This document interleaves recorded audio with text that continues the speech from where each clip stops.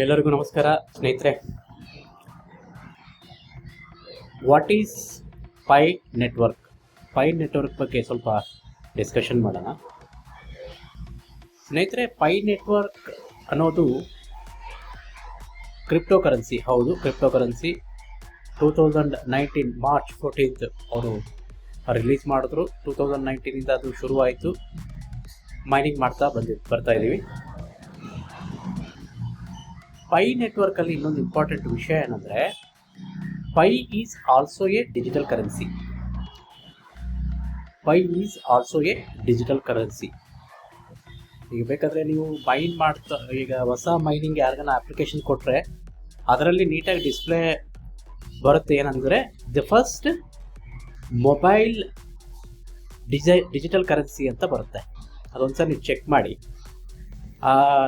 ಅದು ನಾನೊಂದ್ಸರಿ ಅದು ಫೋಟೋನ ಒಂದ್ಸರಿ ಶೇರ್ ಮಾಡ್ತೀನಿ ಗ್ರೂಪಲ್ಲಿ.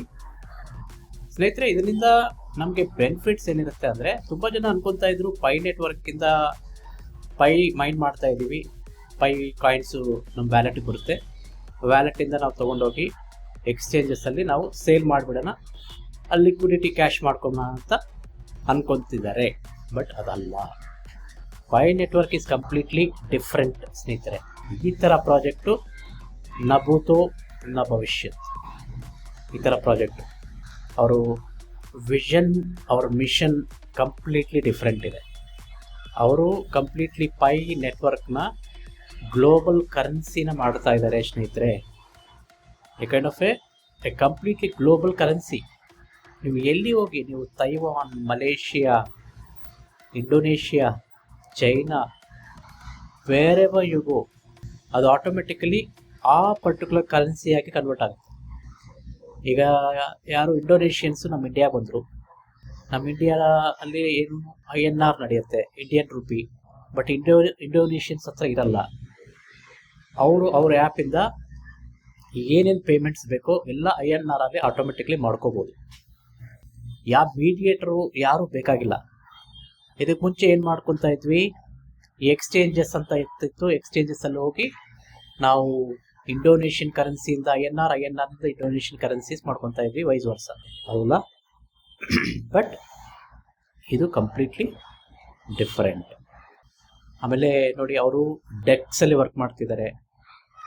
ಡೆಕ್ಸ್ ಕೊಟ್ಟಿದ್ದಾರೆ. ಟೆಸ್ಟ್ ನೆಟ್ಟಲ್ಲಿ ನೀವು ಪ್ರಾಕ್ಟೀಸ್ ಮಾಡಿ ಅಂತ ಕೊಟ್ಟಿದ್ದಾರೆ.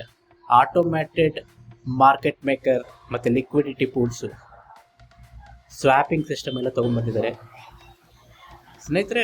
ಡೆಕ್ಸ್ ಒಂದ್ಸರಿ ಓಪನ್ ಆದಮೇಲೆ ನಿಮ್ಗೆಲ್ಲರಿಗೂ ಗೊತ್ತಾಗುತ್ತೆ the potential of that particular Pi network project ತುಂಬ ದೊಡ್ಡ ಮಟ್ಟಕ್ಕಿರುತ್ತೆ.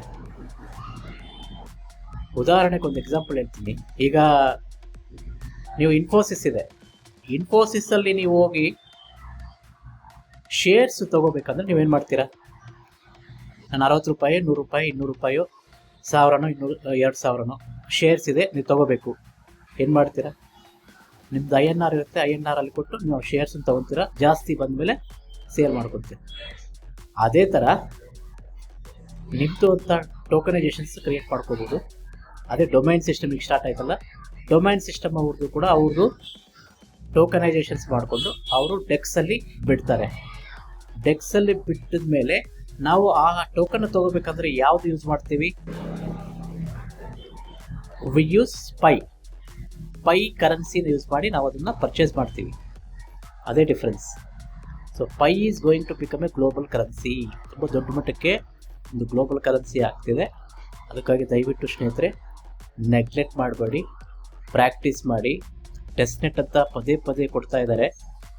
ಏನಕ್ಕೆ ಕೊಡ್ತಾ ಇದ್ದಾರೆ ಅಂದರೆ ಸಮಥಿಂಗ್ ಡಿಫ್ರೆಂಟ್, ಸಮಥಿಂಗ್ ಏನೋ ಅದರಲ್ಲಿ ಅವ್ರಿಗೆ ಜೋಡಿಸ್ತಾ ಇದ್ದಾರೆ ಅಂತ ಅರ್ಥ. ದಯವಿಟ್ಟು ಸ್ವ್ಯಾಪಿಂಗ್ ಸಿಸ್ಟಮ್ ಮತ್ತು ಲಿಕ್ವಿಡಿಟಿ ಪೂಲ್ಸ್ ಅದೆಲ್ಲ ಕೂಡ ಒಂದು ಸಾರಿ ಪ್ರಾಕ್ಟೀಸ್ ಮಾಡಿ. ನನಗೆ ಗೊತ್ತು ಕೆಲವೊಂದು ಜನಕ್ಕೆ ಟ್ರೇಡಿಂಗ್ ಅಂತಲೇ ಗೊತ್ತಿರಲ್ಲ, ಬಟ್ ಇದೊಂದು ಸರಿ ಪ್ರಾಕ್ಟೀಸ್ ಮಾಡ್ಕೊಳ್ಳಿ. ನಾನು ಆಲ್ರೆಡಿ ನನ್ನ ಹುಡುಗಿ ಚಾನಲ್ಸಲ್ಲಿ ನಾನು ವೀಡಿಯೋಸ್ ಅಪ್ಲೋಡ್ ಮಾಡಿದ್ದೀನಿ. ದಯವಿಟ್ಟು ಆ ವೀಡಿಯೋಸ್ ನೋಡಿ. ಏನನ್ನ ಡೌಟ್ ಇದ್ದರೆ ನನಗೆ ಕಾಲ್ ಮಾಡಿ, ನಾನು ಕ್ಲಿಯರ್ ಮಾಡ್ತೀನಿ. Okay, thank you.